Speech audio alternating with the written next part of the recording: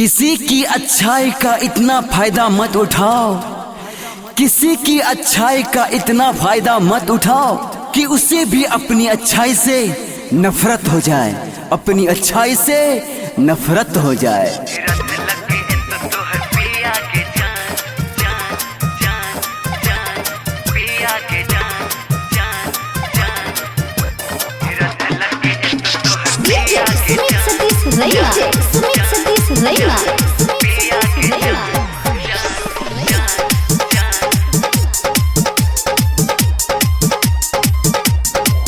कल जियो तोहर मट करबा, चल जाबा तू पिया के घरबा।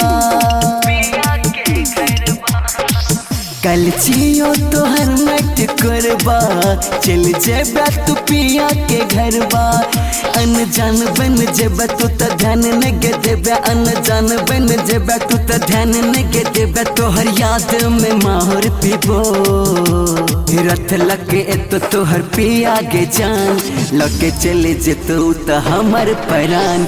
रथ लगे तो तोहर पिया गे जान, लगे चले जे तू त हमर परान।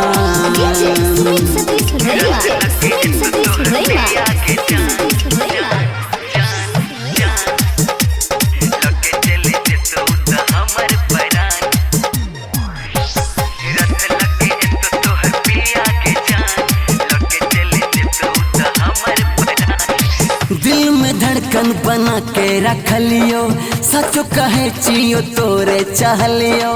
पंछी जेना तुड़ चल गेला, हाल दीवाना के जानबो न केला। हाँ, दिल में धड़कन बना के रख लियो, सच कहे चियो तोरे चाह लियो।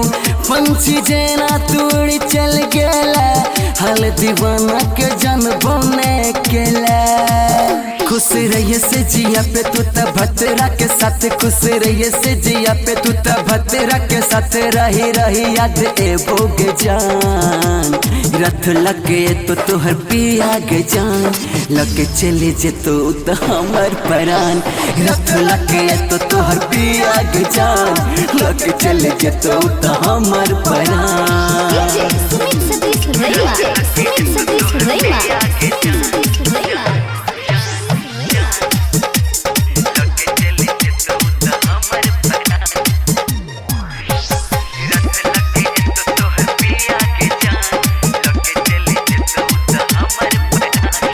साथ जिए के छोड़ खेल छल क्रिया, छोड़ के जाए तू छौने फिक्रिया। जहर जिंदगी में घर के तू गेला, अपन यार के जियते मुएला। हाँ, साथ जिए के छोड़ खेल चल क्रिया, छोड़ के जाए तू छौने फिक्रिया। जहर जिंदगी में घर के गेला, अपन यार के जियते मुएला।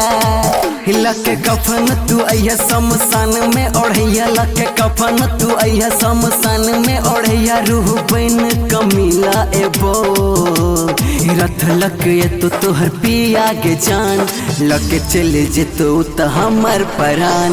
रथ लगे तो तोहर पिया गे जान, लगे चले जे तो त हमर परान।